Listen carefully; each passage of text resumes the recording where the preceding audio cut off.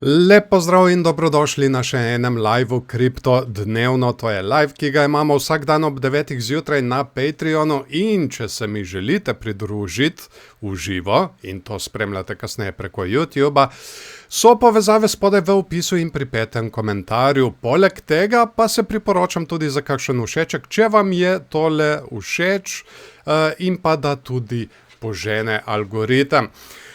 Danes je petek, 24. april, in kot vidimo tukaj imamo na Bitcoinu kar neodločeno stanje. Včeraj sem malo gledal tale padec, ki se je zgodil, smo šli pobirati likvidnosti, vse likvidnosti spodaj. Je bil kar malo krut padec, ampak potem smo se le pobrali in zdaj pač dolgočasno hodimo naprej v stran.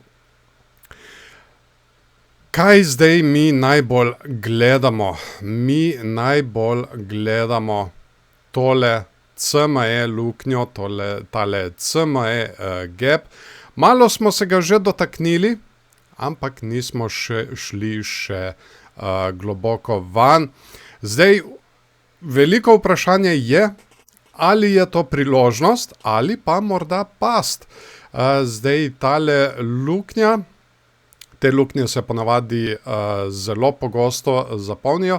Ta luknja lahko deluje tudi kot past, ko jo vsi vidijo in potem pričakujejo, da bo to pač raslo naprej. Ampak jaz sem zaenkrat še vedno bolj na pozitivni strani, čeprav imamo tukaj kar precej grdo gibanje, kot lahko vidimo na 15-minutnem časovnem intervalu. Tukaj tudi tole likvidnost, lahko vidimo, smo šli pobirati mi s tole rastjo in potem smo enostavno zgrmeli navzdol in zdaj dolgočasno gremo v stran.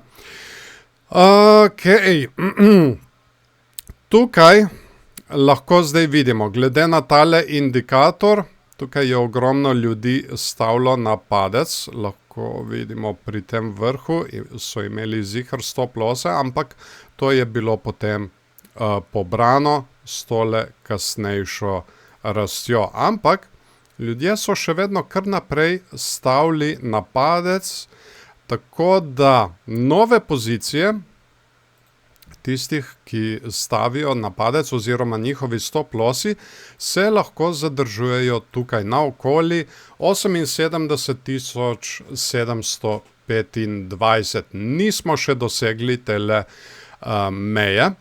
Zdaj pa, kot vidimo tukaj na 15-minutnem časovnem intervalu, so ljudje kar precej pozitivni, tako da bo treba malo paziti. In stop losse imajo po mojem tukaj spodaj na okoli 77.400.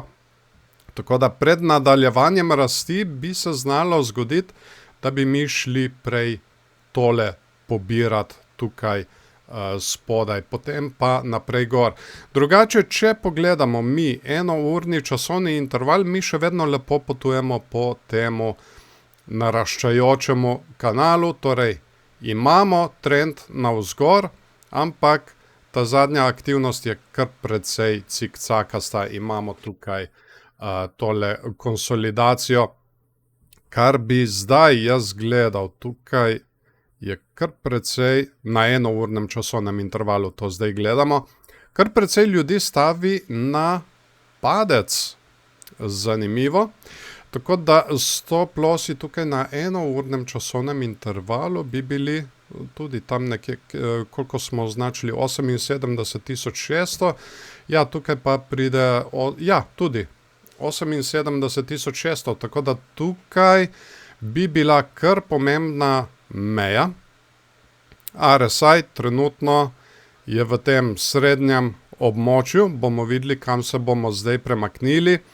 Če gledamo tako na splošno, je na pozitivni strani in bomo videli, če bomo mi zdaj dobili kakšen odboj navzgor. Funding rate tudi večinoma negativen, čeprav v zadnjem času vidimo tukaj malo pozitivnosti.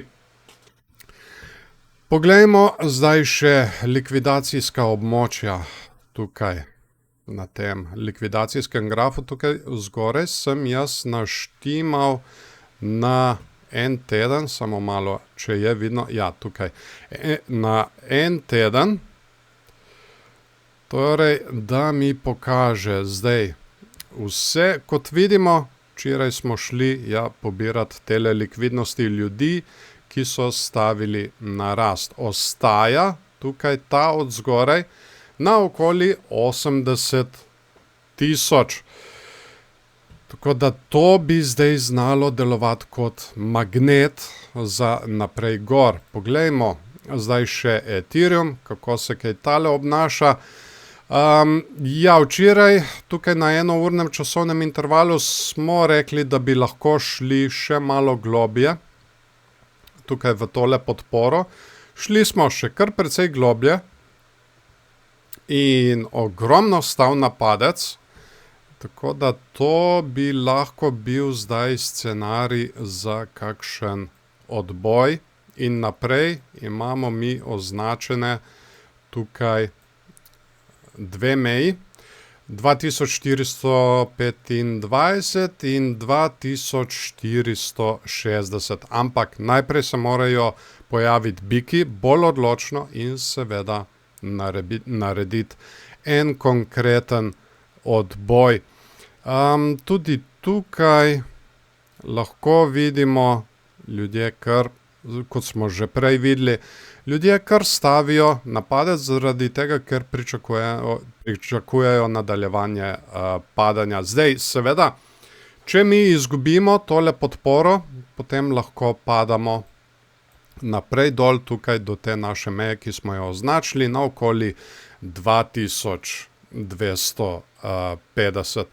Ampak, kot sem rekel, zaenkrat sem še vedno bolj na pozitivni strani, bomo pa videli, kako se bo vse to razvijalo naprej. Seveda, če bo karkoli pomembnega, če se bo zgodilo karkoli pomembnega, bom jaz to še dodatno obveščal preko Patreona, tako da če se mi želite pridružiti tudi tam, so povezave spodaj v opisu in pripetem komentarju. Poleg tega se pa priporočam tudi za kakšen všeček, če vam je seveda tole všeč in pa, da tudi malo požene algoritem. Tako, vikend je pred nami, tako da to mrtvilo bi se znalo še nadaljevati naprej v vikend, ampak kot sem rekel, če bo karkoli, bom obveščal se še dodatno.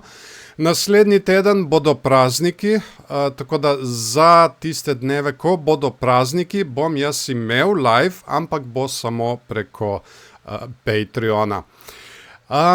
Tako, jaz vam želim en lep petek še naprej, en lep vikend, ki je pred nami, lepe praznike in seveda se vidimo, če ne prej, preko Patreona na ponedeljek zjutraj ob 9, na YouTubu pa na torek. Lepo se imejte in se vidimo. Čau, čau.